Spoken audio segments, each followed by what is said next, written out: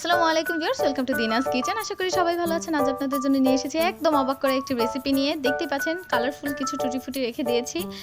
আপনারা অবাক হয়ে যাবেন এটা প্রসেসিং দেখলে। চলো না দেরি না করে দেখে নেই এটা কিভাবে তৈরি করতে হয় এবং আপনারা একদম অবাক হয়ে যান রেসিপির প্রসেসিংটা দেখে। হ্যাঁ, টুটি ফুটি তৈরির জন্য আমার প্রথমেই প্রয়োজন হবে কিছু তরমুজের খোসা। হ্যাঁ, আপনি ঠিকই শুনেছেন এবং ঠিকই দেখছেন, আমার তরমুজের খোসাই প্রয়োজন। কিছু তরমুজের খোসা নিয়ে আমি ভালোভাবে এগুলোকে ক্লিন করে জাস্ট ছোট ছোট কিউব করে নিচ্ছি। আমি যখন ছোট ছিলাম তখন আমি কেকের ভিতরে এই টুটি ফুটিগুলোকে দেখে ভাবতাম এক একটা ফল দিয়ে তৈরি, কিন্তু পরবর্তীতে আমি যখন জানতে পারি এবং এই রেসিপিটি সম্পর্কে আমি সম্পূর্ণ ধারণা নিই, তখন আমি দেখে নিজেই একদম অবাক হয়ে গিয়েছিলাম কি থেকে কি হয়ে গেল।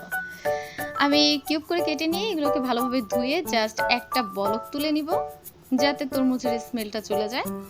আমি ওগুলোকে পানিতে ছড়িয়ে নিয়েছি আর এখানে আমি 1 কাপ চিনি 1 কাপ পানি নিয়ে নিয়েছি। বাস এগুলোকে আমি একটা শিরা করে নিচ্ছি।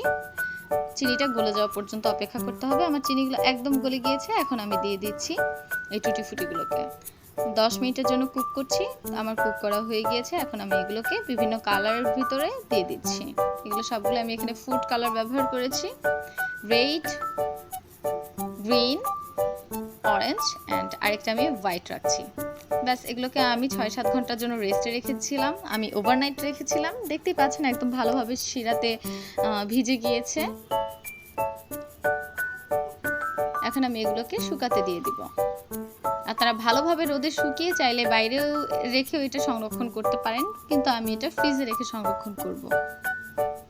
বাইরে থাকলে পিঁপড়া ধরার টেন্ডেন্সিটা থাকে, তাই আমি এটাকে ফ্রিজে রেখে দেবো। আপনারা চাইলে বাইরেও ভালোভাবে সংরক্ষণ করতে পারেন, কোনো সমস্যা নেই। একদম ভালোভাবে রোদে শুকিয়ে নিতে হবে, দ্যাটস ইট। আমি এগুলোকে রোদে শুকানোর জন্য একটা টিস্যু পেপার নিয়েছি। এটার উপরে আমি দিয়ে দিচ্ছি যাতে শিরাটা একদম ভালোভাবে সোক হয়ে যায় এবং রোদে এগুলো ভালোভাবে শুকিয়ে যায়।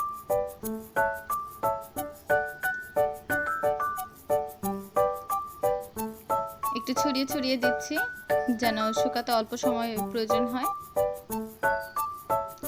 এখন যে পরিমাণে রোদ পড়ছে তাতে এটি জাস্ট 1 রোদের বেশি আর কোনো প্রয়োজন নেই। 1 রোদ কি জাস্ট কয়েক ঘন্টা রোদে রেখে দিলেই হয়ে যাবে এনাফ। দেখতে পাচ্ছেন কি সুন্দর লাগছে। এগুলোকে এখন আমি রোদে দিয়ে আসবো। এই যে আমার শুকানো হয়ে গিয়েছে, দেখতে পাচ্ছেন কি ইন্টারেস্টিং লাগছে। এই তো ব্যাস হয়ে গেল আমার টুটি ফুটি।